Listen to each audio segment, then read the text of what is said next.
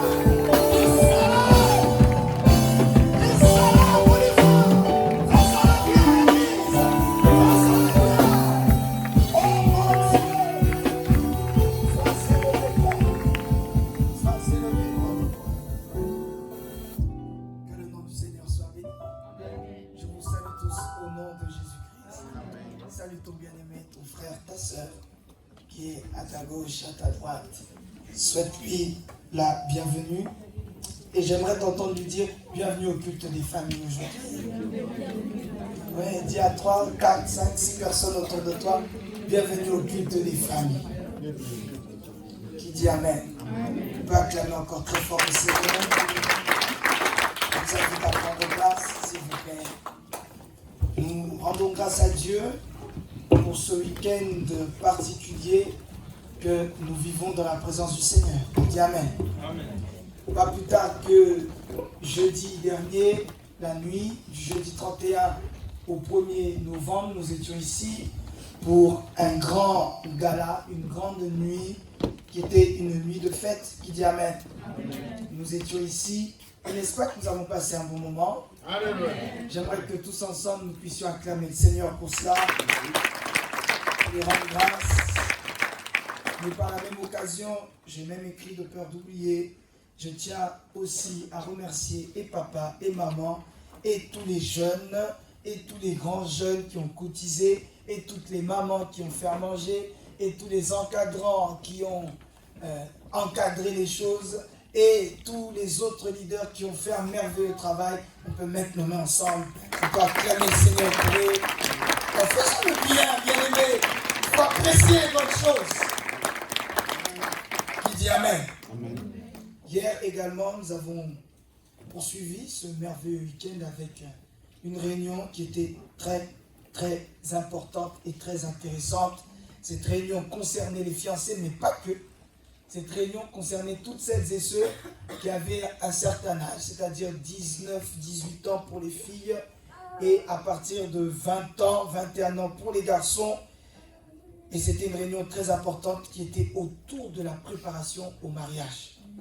Et hier, j'ai beaucoup insisté sur le fait que autant un athlète se prépare pour une échéance importante dans sa vie, parfois cette échéance ne va durer que quelques secondes.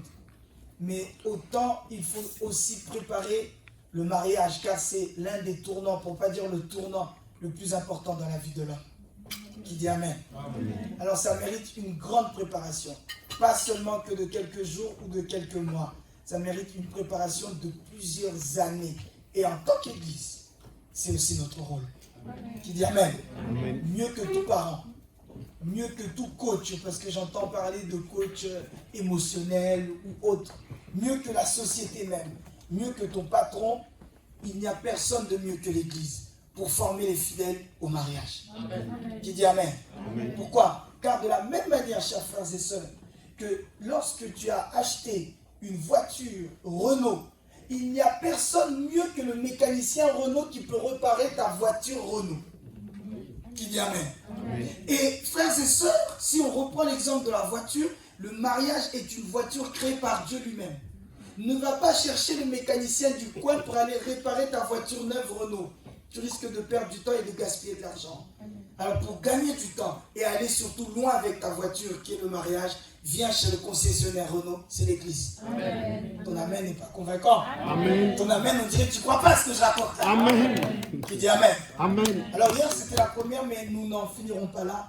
On continuera petit à petit selon ce que Dieu nous mettra à cœur. Qui dit amen. Amen. Il y a des problèmes de transport aujourd'hui, c'est ça? Amen. On peut acclamer le Seigneur pour les courageux. Je le fais parce que j'estime que vous êtes des courageux. Qui dit amen. Amen. Je vous invite encore à vous mettre debout, s'il vous plaît, pour lire la parole de Dieu qui se trouve dans Genèse chapitre 26. C'est le texte que j'ai à cœur. Alors que nous rendons encore grâce à Dieu qui nous permet de vous parler ce matin. Genèse chapitre 26. Genèse, le premier livre de la Bible, chapitre 26. Et nous allons lire à partir du verset 18 pour terminer au verset 22. Genèse, chapitre 26, à partir du verset 18 et nous terminerons au verset 22. Je lis au nom de Jésus. Amen. Isaac creusa de nouveau les puits d'eau qu'on avait creusés du temps d'Abraham son père et qu'avaient comblé les Philistins après la mort d'Abraham. Et il leur donna les mêmes noms que son père leur avait donnés. 19. Les serviteurs d'Isaac creusèrent encore dans la vallée et y trouvèrent un puits d'eau vive. Les bergers de Guérar querellèrent les bergers d'Isaac en disant « L'eau est à nous ». Puis il donna au puits le nom des secs parce qu'ils s'étaient disputés avec lui. 21. Ses serviteurs creusèrent un autre puits au sujet duquel on chercha aussi une querelle. Il l'appela Sitna.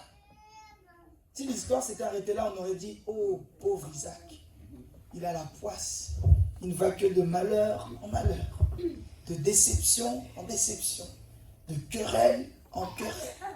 J'aimerais dire à quelqu'un qui est venu ce matin dans cette position, ton histoire n'est pas encore finie. Amen.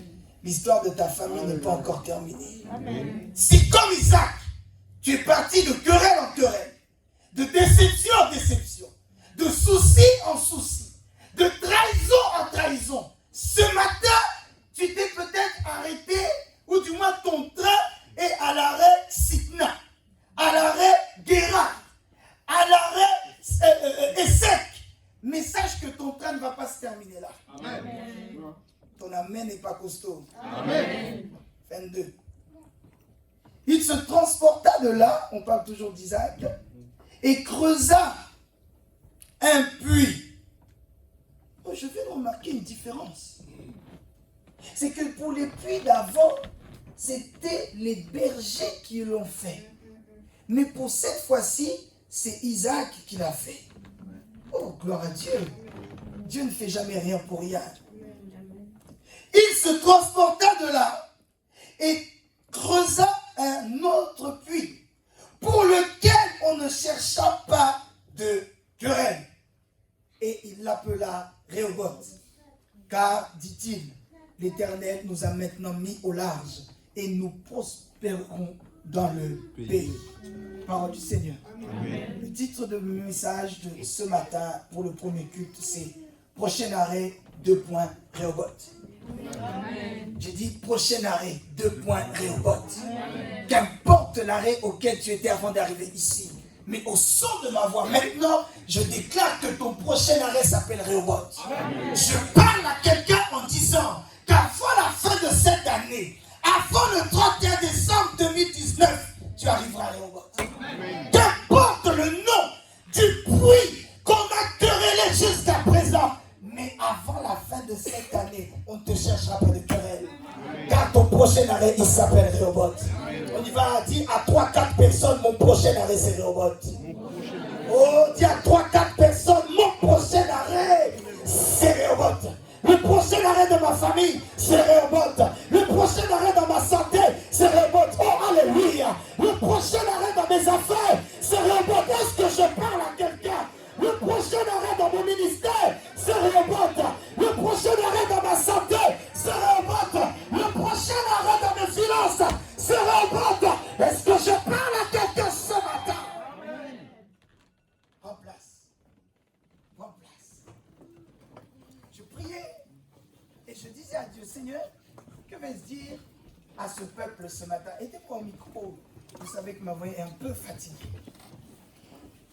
Et j'ai beaucoup cherché. J'étais sur le point d'aménager et de réadapter le message que j'ai prêché dimanche dernier à Lausanne, où le peuple, par la grâce de Dieu, a été béni.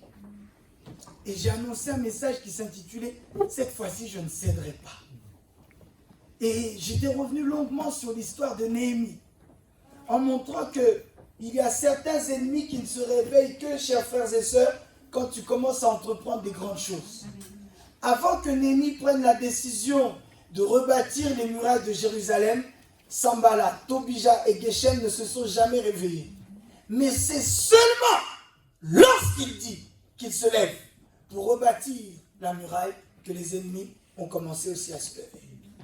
Alors j'étais vraiment sur le point d'annoncer ce message. Mais pas plus tard qu'hier nuit, un autre message est monté dans mon cœur. Prochain arrêt, Rehoboth. Tu arriveras à Rehoboth. Ouais, je confirme, tu arriveras à Rehoboth. Pour introduire mon message, j'aimerais resituer le contexte de notre histoire pour aujourd'hui. Isaac est fils d'Abraham, comme on le sait tous. Après la mort de son père, Isaac fuit la famine. Il fuit le pays où il était et il arrive dans une ville qu'on appelle Guérar. On peut dire Guérar. Plus fort que ça, Guérar. Et Guérar, chers frères et sœurs, était un territoire qui n'appartenait pas aux Hébreux. Guérar appartenait aux Philistins. Qui dit Amen. Et Guérar avait un roi. Du moins, les Philistins avaient un roi qui s'appelle Abimelech. Pour ceux qui écrivent, écrivez ça. Abimelech est le roi donc du territoire en question. En d'autres termes, Isaac habite sur un territoire qui n'est pas le sien. Isaac était quelque part, pas quelque part, c'est ça, un réfugié. Isaac, pour reprendre les choses en 2019, en Île-de-France, Isaac était comme un migrant. Vous me suivez? Isaac était comme un sans-papier quelque part. Isaac avait fui la famine du pays d'où il vient et il arrive à Guérar, un pays étranger. Je n'ai pas lu faute de temps, mais on voit que Dieu a béni Isaac.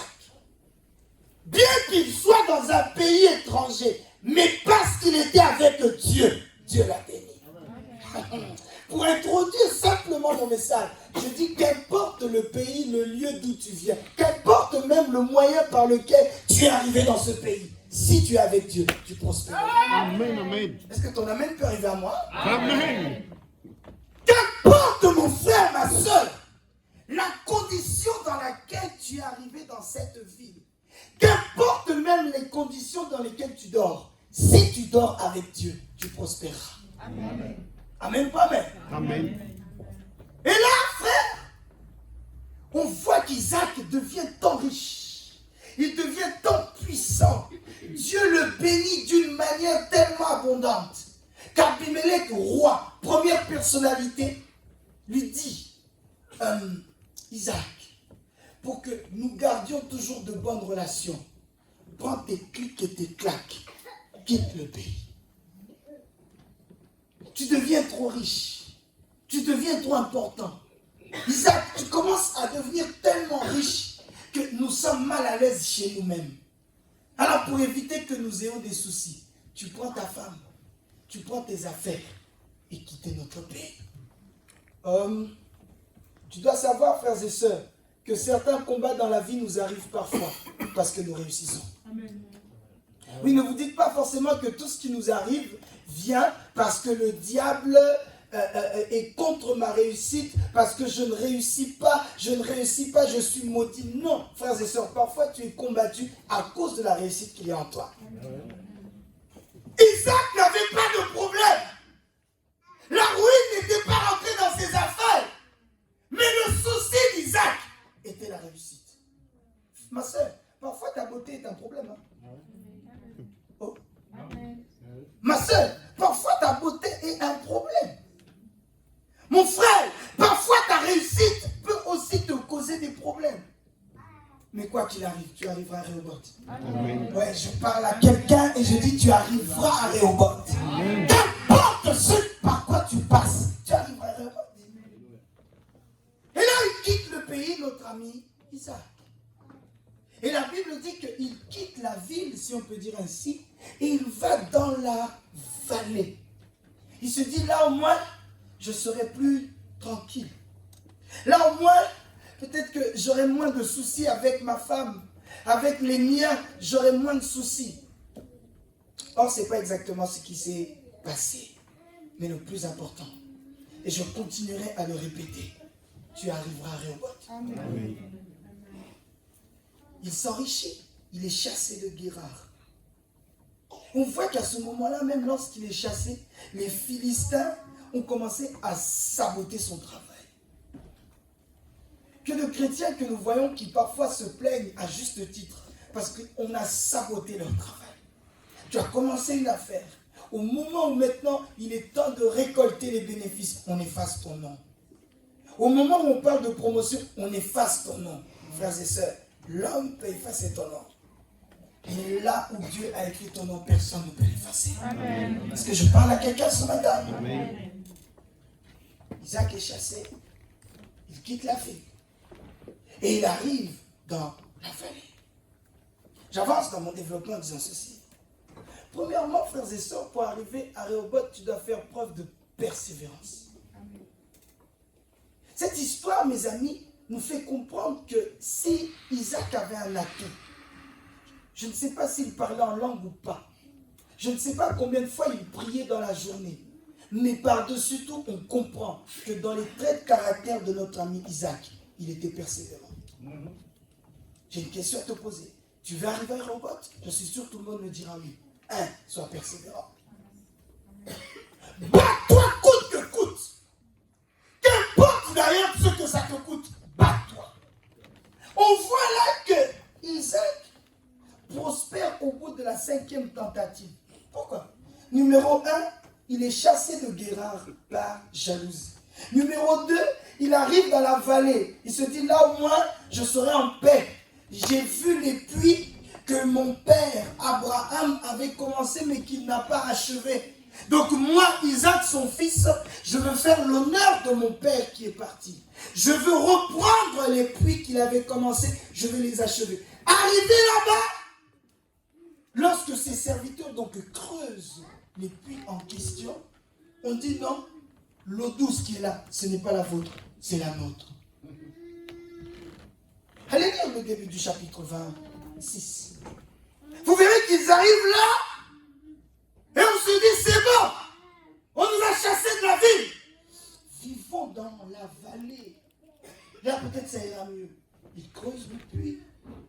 L'eau douce est trouvée. Tous les bons sismologues, les géologues diront que là où il y a l'eau, il y a la vie. Vous entendez? Là où il y a l'eau, surtout si l'eau est potable, ça veut dire que l'être humain peut y vivre. Et à ce moment-là, ils se disent, c'est bon, nous pouvons vivre en paix. On vient leur dire, non, c'est pas à vous, c'est à nous. Vous me suivez? C'est la 3e déception qu'il a. Il est chassé de cet endroit. Il va encore ailleurs. Il creuse de nouveaux puits. L'eau est encore trouvée. Et on dit non, c'est pas à vous, c'est à nous. Et sec. 3e déception. 4e déception. La même histoire. Les querelles à Sitna. Je crois que si c'était toi ou moi, à ce moment-là, on aurait pu dire, Dieu ne veut pas de moi dans cet endroit. Je dois partir. Je ne suis pas bien ici. C'est peut-être la situation dans laquelle quelqu'un est ce matin. Où il se dit, oh, peut-être que ce pays n'est pas fait pour moi. Ou peut-être que la France est faite pour moi, mais j'ai essayé en région parisienne, ça n'a pas marché. Je vais aller à Limoges. Je vais aller à Lille. Je vais aller dans le sud. Peut-être que là-bas, les affaires iront mieux. Vu que c'est le culte des familles, j'aimerais peut-être parler aussi à quelqu'un qui est peut-être déjà en train de préparer son mariage, qui est en train de se fiancer, qui est peut-être même déjà marié, des enfants, qui se dit, est-ce que vraiment Dieu m'attend dans ce mariage? Comment un mariage peut m'attirer autant de problèmes? Comment une relation peut m'attirer autant de soucis? Avant ça, tout allait bien dans ma vie. Isaac a vécu la même chose. La Bible ne dit pas, mais j'en suis convaincu. Isaac a dû se poser des questions. Comme on a dit hier, est-ce que je suis sur le bon chemin? Est-ce que je n'ai pas commis un péché? Est-ce que Dieu ne m'en veut pas pour quelque chose? Mes frères et sœurs, même à 4 reprises tu as échoué, ne t'empêche pas de faire une 5e reprise. Amen, amen. Là où tu as échoué, essaye encore. Là où ça n'a pas marché, frappe à la porte d'à côté. Peut-être qu'elle s'ouvrira. Amen. Il a essayé à 4 reprises. Ça ne marche toujours pas. Et la Bible dit que cette fois-ci, pas ses serviteurs, lui-même, comme je viens de le lire tout à l'heure, il se dit, je vais aller creuser un puits moi-même.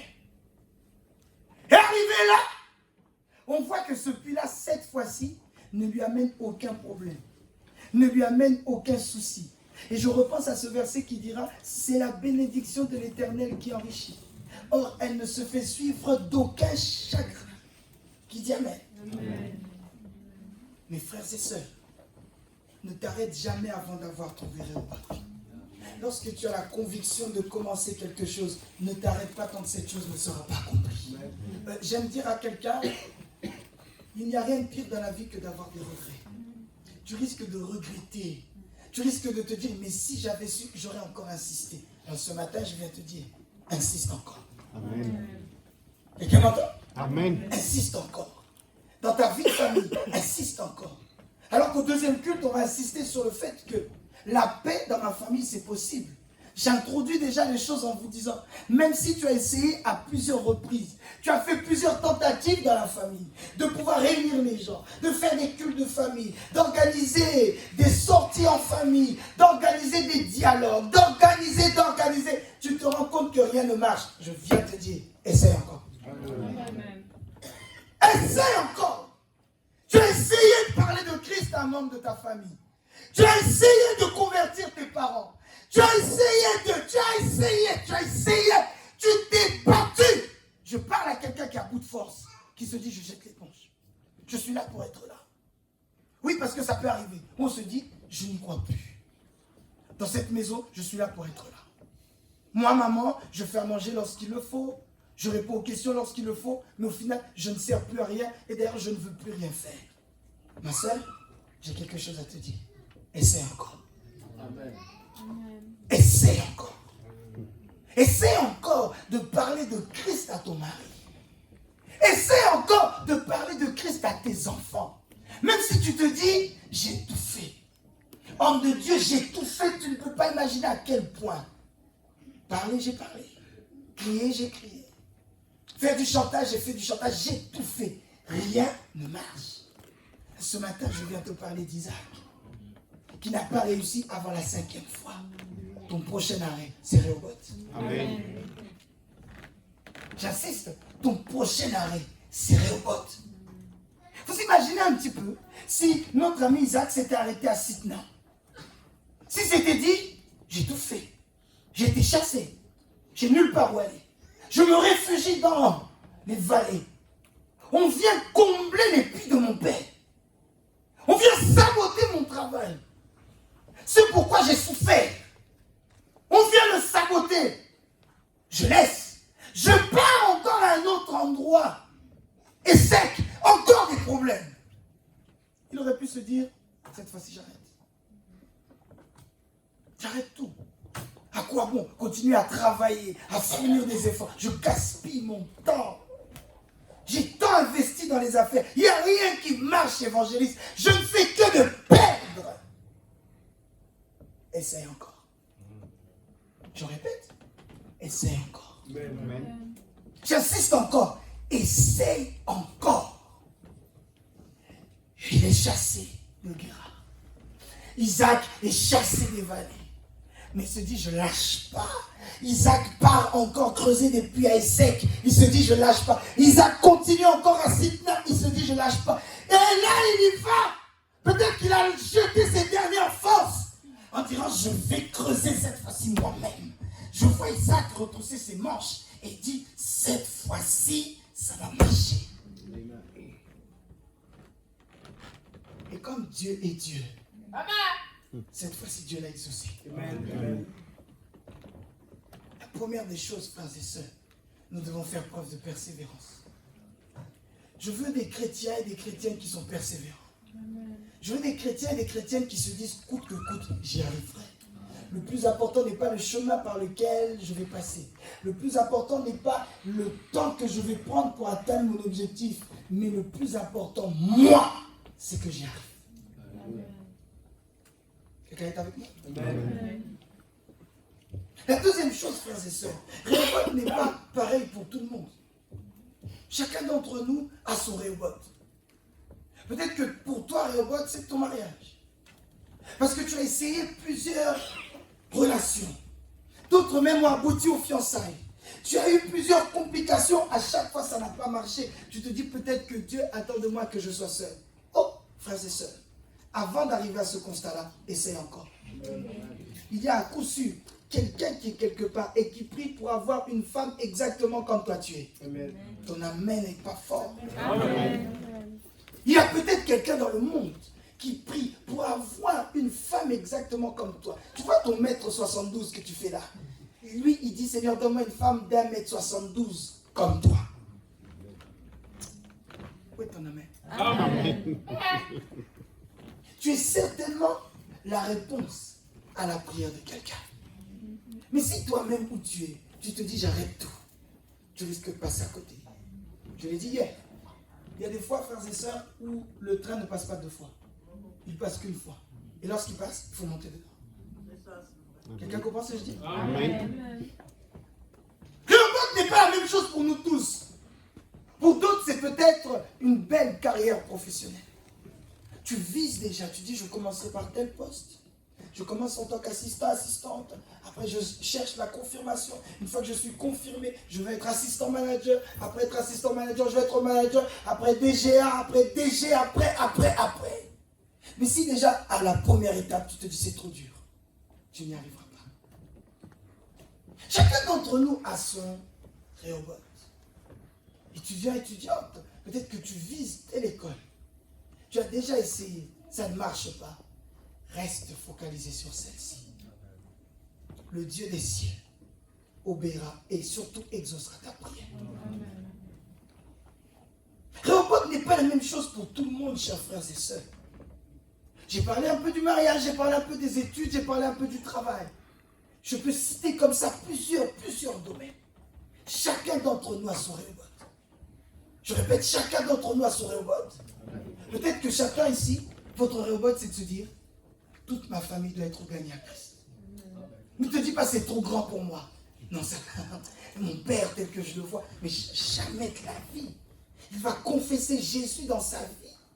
Mais ça n'existera jamais. Frère, continue à y croire. Amen. Oui, j'encourage toute jeune fille, tout jeune garçon qui se dit, ça va être difficilement impossible. Dieu va le faire. Amen. Quelqu'un me suit ce matin? Amen. J'ai commencé le titre de mon message en disant prochain arrêt, parce que j'en suis convaincu et je ne suis pas dans le déni. Il y a déjà eu d'autres arrêts dans ta vie. C'est-à-dire qu'il y a déjà eu d'autres tentatives dans ta vie. Il y a déjà eu des fois où tu t'es dit cette fois-ci ça va marcher, mais ça n'a pas marché. Tu as même peut-être déjà eu des sensations où tu t'es dit je suis convaincu, le témoignage de l'esprit dans mon cœur me parle, cette relation aboutira au mariage. Quelque temps après, ça n'a pas marché. Oh, je ne suis pas en train de prêcher à quelqu'un qui vient de tomber du ciel et qui n'a jamais rien tenté. Mais au contraire, je prêche à quelqu'un qui a déjà essayé. Mais ça n'avait pas marché les fois d'avant. Tu avais toutes les assurances. Tu avais toutes les convictions que cette affaire ira jusqu'au bout. Tu avais toutes les confirmations que là où tu as mis ton argent, ça va rapporter. Tu avais toutes les confirmations que ce jeune homme, cette jeune fille, tiendra sa parole et sa promesse jusqu'au bout. Mais aujourd'hui, c'est autre chose. Je ne suis pas en train de parler aux gens qui n'ont jamais rien essayé. C'est pour ça que j'ai commencé en disant le prochain arrêt. Pas le premier arrêt, mais le prochain arrêt dans ta vie. Mais la deuxième idée que je sous-entends dedans, frères et sœurs, c'est de se dire, même si ça n'a pas marché, recommence, c'est ce que je vous dis depuis le départ, mais que surtout qui dit prochain arrêt, dit oublie tous les anciens arrêts. Oublie. Ce qui n'a pas marché, oublie. Ce qui t'a plus blessé qu'autre chose, oublie. Je crois que la force de quelqu'un qui réussit, c'est quelqu'un qui apprend même dans ses erreurs. Il se dit, ça n'a pas marché, je comprends pourquoi ça n'a pas marché. J'analyse pourquoi est-ce que je n'ai pas réussi. J'analyse pourquoi exactement ça n'a pas marché. Et frères et sœurs, laissez-moi vous dire que parfois, ce n'est pas tout le temps la faute des démons. Oh. Ce n'est pas tout le temps la faute des sorciers. Ce n'est pas tout le temps la faute des autres. 80% du temps, tu verras que la fautive première, c'est toi-même. Vous m'entendez? Rehoboth, c'est de se dire aussi, frères et sœurs, pourquoi ailleurs ça n'a pas marché? Oh, la Bible ne le dit pas, merci Seigneur. Je le disais en le lisant, car j'ai lu et relu ce passage depuis hier, je crois au moins 15 à 20 fois. Et c'est en lisant ce matin devant vous ici, que je me rends compte que pour cette fois-ci, contrairement à Sitna, contrairement à Isaac, pour cette fois-ci, Isaac n'a pas envoyé ses bergers pour aller creuser le puits, mais cette fois-ci, lui-même a creusé le puits. C'est que j'imagine que l'espace de 2 secondes, Isaac a analysé. Il a dit, comment Sitna, ça n'a pas marché? Comment Isaac, ça n'a pas marché? La Bible ne dit pas, mais c'est moi qui l'imagine. Il s'est assis, il s'est posé et il a réfléchi en disant, pourquoi ça n'a pas marché? Et je pense à ce verset qui dira, quel est cet homme qui avant de bâtir un édifice ne s'assoit pas d'abord pour calculer les dépenses?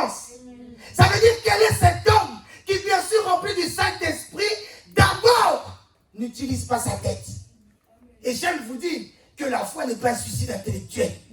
C'est pas parce qu'on a la foi, qu'on a écouté Rehoboth ici, qu'au final, on ne va plus utiliser son cerveau. Vois pourquoi, analyse, réfléchis pourquoi les fois d'avant, ça n'a pas marché. Est-ce que je parle à quelqu'un? Amen. Ton amen est dormant ce matin. Amen. Je suis en train de voir qu'au final, notre ami Isaac a dû certainement réfléchir. Parce que cette fois-ci, c'est lui-même qui a creusé le puits. Il a dû voir que, oh, à Essek, ce sont mes bergers qui ont creusé. À Sitna, ce sont mes bergers qui ont creusé. Cette fois-ci, c'est moi-même qui vais creuser. Je répète, mes amis, il faut que chacun d'entre nous comprenne pourquoi il a échoué. Oui, je le disais à l'instant, laisse le passé dans le passé, oui. Mais avant de tourner la page, essaie de tirer les bonnes leçons. Essaie de tirer les bonnes conclusions. Telle relation n'a pas marché. Mais est-ce que moi, je lui parlais aussi comme il faut à ce jeune homme? Est-ce que je n'étais pas en train de lui montrer que c'est moi le chef? Alors que la Bible dit que moi, en tant que femme, je dois lui être soumise. Une question qui nous a été posée, c'est oui, est-ce que avant d'être marié, lorsqu'on est fiancé, est-ce que je dois déjà me comporter comme une épouse? Mais la réponse est claire, oui. Quel est cet homme qui déjà en tant que fiancé, sa femme lui manque de respect, il se dit non, c'est pas grave, même fiancé, je la prends quand même comme ça et je vais l'épouser. Un frère peut dire amen? Frère, je te donne un conseil d'ami. Si déjà en tant que fiancé, c'est une mauvaise fiancée, ce sera une très mauvaise épouse. Le jour où tu mettras l'alliance, il n'y a pas un miracle qui va se passer. Et d'un coup, la mauvaise fiancée, impolie, irrespectueuse, qui ne sait pas repasser, qui ne sait ni faire à manger, qui t'humilie devant tout le monde. Et d'un coup, le jour du mariage, ouf, elle a changé. Quelqu'un m'entend? Amen. Donc si déjà, dès les premiers jours, tu sens qu'elle est mauvaise, sœur, frère, prends tes jambes à ton cou. What? Car les fiançailles, ce n'est pas le mariage. On peut rompre les fiançailles, on ne rompt pas le mariage. Amen. Une sœur peut dire amen. Amen. Ma sœur, dès les fiançailles, tu vois déjà que ton fiancé a des points communs avec Mike Tyson. Mais au lieu de boxer l'ennemi, il commence à te prendre toi pour l'ennemi. Tu sens déjà, ouais, il y a des réflexes, hein? Tu sens déjà que la main est déjà prête à aller. 3 semaines, 2 semaines, tu vois déjà qu'il est déjà prêt à donner. Et après un jour, il donne même. Même si le lendemain, il a demandé pardon, il te tape un jour, il te tapera toujours. Je vous dis la vérité. Même si tu ne dis pas même, c'est comme ça. Ah, tu sens déjà ces choses. Sauf si vraiment le Saint-Esprit te convainc et te dit, non, ne t'inquiète pas, continue, l'amour pardonne tout, même si tu boxes, reste là, même si vous êtes fiancés, reste là. Ok, là si c'est comme ça, c'est autre chose. Mais sinon, le conseil d'amis que je te donne aussi, ma soeur, prends tes jambes à ton cou. Ouais. Car, on peut rompre les fiançailles, on ne rompt pas le mariage. Et même si vous êtes marié et que tu viens me voir avec un gros œil au beurre noir, je te défendrai coûte que coûte. Mais je te ramènerai dans ton mariage. En te disant, beau mariage de boxe. La seule raison pour laquelle on peut divorcer, c'est l'adultère. Pas les coups de poing. Et l'amour pardonne tout. Donc tu dois encaisser les coups de poing. Pourquoi vous dites pas maintenant ça? Raison pour laquelle, avant d'arriver là, il faut déjà bien analyser les choses. Voir, attends, est-ce que là j'avance comme il faut? Pour venir à l'histoire d'Isaac, on sent qu'obligatoirement il a dû se poser la question. Sitna n'a pas marché, Essek n'a pas marché. Cette fois-ci, je vais essayer moi-même. Essayons et souvent faisons cet acte-là que de réfléchir. En se disant, les autres fois ça n'a pas marché, mais pourquoi? Pourquoi la dernière fois, avant même que je finisse ma période d'essai, j'arrive un matin alors qu'on me dit tout va bien, et on me dit non, le lendemain, non, madame, on ne veut plus vous voir, demain ne revenez plus. Une fois, ok, c'est peut-être les démons du chômage.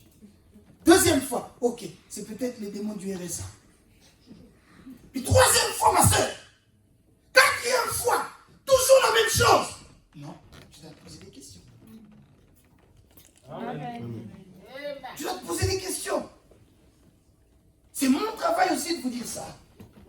qu'il y a un temps, il faut se poser des questions en disant, ça n'a pas marché.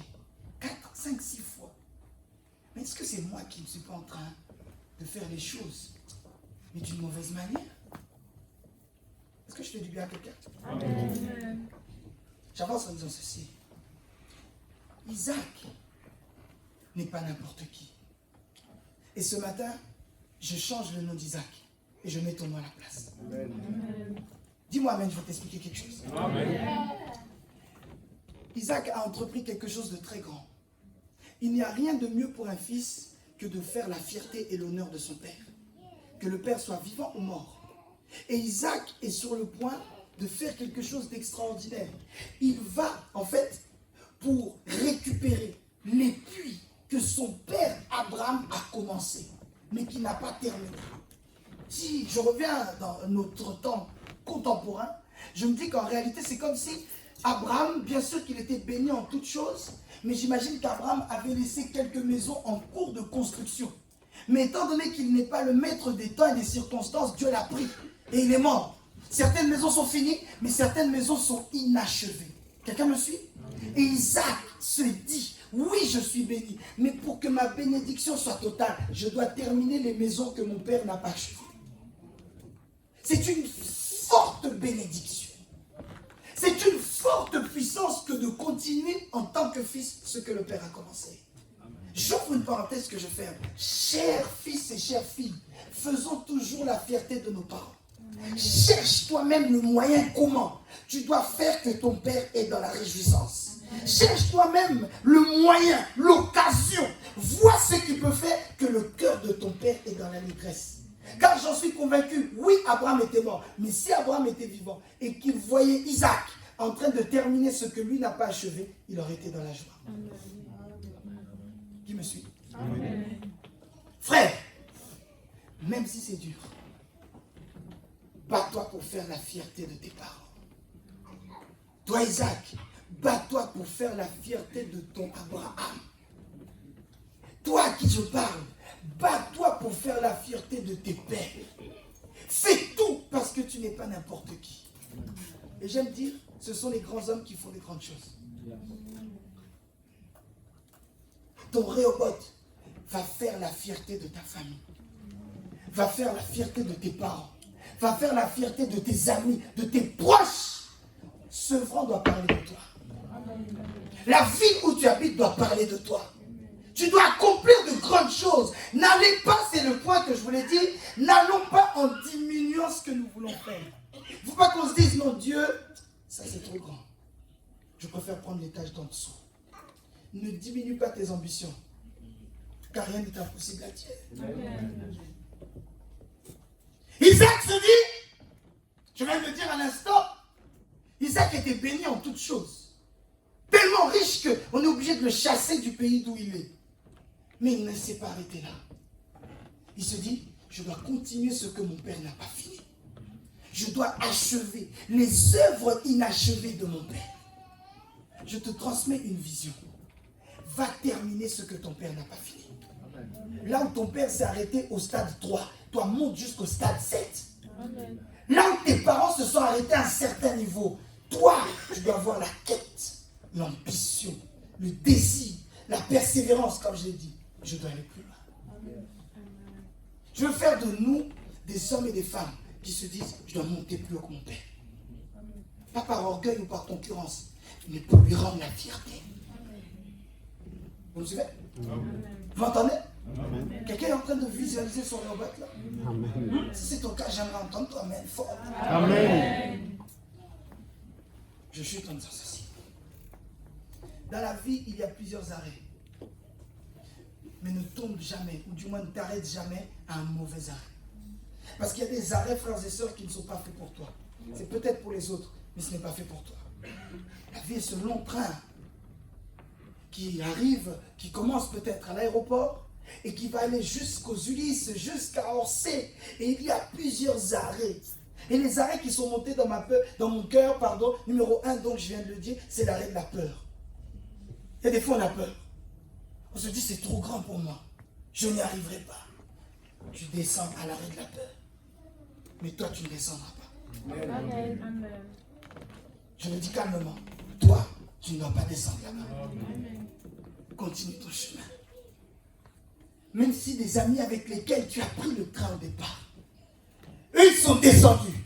Toi, ne descends pas. Amen. Tu dis cet arrêt est peut-être bon, mais il n'est pas bon pour moi. Amen. Il y a des arrêts, frères et sœurs. L'arrêt du péché. Ah, l'arrêt du péché. L'arrêt de l'impudicité est là. Tu dis, moi, je vais atteindre le mariage. Mais il y a un arrêt là, qui est là. Je vois Wilson, il est à peu près comme moi j'aime. Il parle en plus comme moi j'aime. Il a l'argent comme moi j'aime. Mais il a un chemin qui n'est pas celui auquel moi je veux atteindre. Ma soeur, ne change pas ta destination à cause de Wilson. Quelqu'un comprend mon exemple? Je suis clair dans mon exemple, n'est-ce pas? Garde ta destination. Moi, je dois aller à Rehoboth. Ouais, tant que je ne suis pas arrivé à Rehoboth, je n'arrêterai pas. L'arrêt de la peur, l'arrêt du péché, l'arrêt des rejets, les moqueries. J'aimerais insister et finir là-dessus. Même si tout le monde se moque de toi, en se disant, avec tous les problèmes de transport qu'il y a, mais qu'est-ce que tu vas toujours faire dans cette église? Avec tous les soucis qu'il y a, mais qu'est-ce que tu vas toujours, toi, t'es chrétien, et puis t'es jeune, mais qu'est-ce qui se passe? Normalement, t'es jeune, tu dois vivre ta vie, tu dois aller en boîte. Mais toi, samedi soir, non, je dois aller à l'église demain. Ne t'arrête pas à cet arrêt. Continue, tu dis destination, Rehoboth. Tant que je ne suis pas arrivé là-bas, allez-y vous si vous voulez. Moi, je continue mon chemin. Amen. Même si tu es seul dans ce train, va jusqu'au bout. Même si tu es rejeté dans ce train, va jusqu'au bout. Même s'il y a des problèmes, va jusqu'au bout. Que personne ne te détourne de ton Rehoboth. Envoie-moi ton meilleur amen. Amen. Que personne ne te distrait, frères et sœurs. Ne sois pas paniqué par toutes ces choses. Garde ton objectif. Je dois aller à Rehoboth. Tant que je n'ai pas atteint Rehoboth, je n'arrêterai pas. Mes amis, là où ça n'a pas marché, analyse pourquoi ça n'a pas marché. Et recommence encore. Vois pourquoi ça n'a pas marché. Peut-être que comme notre ami Isaac, tu avais délégué aux mauvaises personnes. Cette fois-ci, fais-le toi-même. Peut-être que tu t'étais entouré de la mauvaise équipe. Cette fois-ci, entoure-toi des meilleurs. Peut-être que tu avais voulu t'engager avec quelqu'un. Peut-être que aussi ce quelqu'un était bien. Mais peut-être que c'est toi qui n'étais pas bien. Ta manière de parler, sans le vouloir, peut-être que tu l'écrasais, tu l'étouffais. Or, en tout homme, il y a un chef. Amen. Je dis en tout homme, il y a un chef. Amen. Je répète, en tout homme, il y a un chef. Peut-être que toi, ta manière de faire, tu ne montrais pas que c'est lui le chef. Cette fois-ci, recommence. Tu as tiré les conclusions, pardon. Recommence. Je vois Dieu restaurer ta vie. Amen. Je vois Dieu restaurer ta vie. Amen. Je vois Dieu faire marcher tout ce qui n'a pas marché jusqu'à présent. Amen. Parce qu'après ce message, tu analyseras et prendras les bonnes décisions. Je vois Dieu te faire réussir là où tu avais échoué avant. Amen. Même si c'est la 100e tentative, cette fois-ci ça marchera. Amen. Est-ce que je parle à quelqu'un ce matin? Amen. Même si c'est la 101e tentative, cette fois-ci ça marchera. Amen. Même si c'est seul contre tout, cette fois-ci ça marchera. Même s'il y a des difficultés jusqu'à présent, cette fois-ci, ça aboutira à quelque chose. Oh, je parle à quelqu'un ce matin en lui disant, même si jusqu'à présent, ton Rehoboth, tu ne l'as pas vu, ton prochain arrêt, il s'appelle Rehoboth. Même si c'était compliqué, même pour arriver jusqu'à ces lieux, tu te dis, c'est mon dernier culte, je ne viens plus, je ne prie plus, avec le peu de force que tu as. Essaye encore, avec Jésus, ça marchera. Donne-moi la main, je parle à ta faveur. Je prophétise sur toi. Cette fois-ci, parce que tu essayes avec Dieu, ça va marcher. Mes frères et sœurs, soyons persévérants. Dis à 5 personnes, sois persévérants. Persévérants. Sois persévérants. Sois persévérants. Je lève mes mains au ciel. Je prie que Dieu te donne l'intelligence et l'humilité, la sagesse, pour pouvoir analyser les raisons pour lesquelles jusqu'à présent ça n'a pas marché. Que Dieu t'ouvre les yeux. Je le dis encore, que Dieu t'ouvre les yeux. Que Dieu t'ouvre les yeux pour que tu comprennes jusqu'à présent pourquoi ça ne marchait pas. Mais surtout que tu appliques les bonnes décisions. Que tu pratiques les bonnes actions. Et cette fois-ci, tu vas arriver jusqu'au bout. Je le répète encore, cette fois-ci, tu vas arriver jusqu'au bout. Je l'insiste encore, cette fois-ci, tu vas arriver jusqu'au bout. J'ai fini ce que j'avais à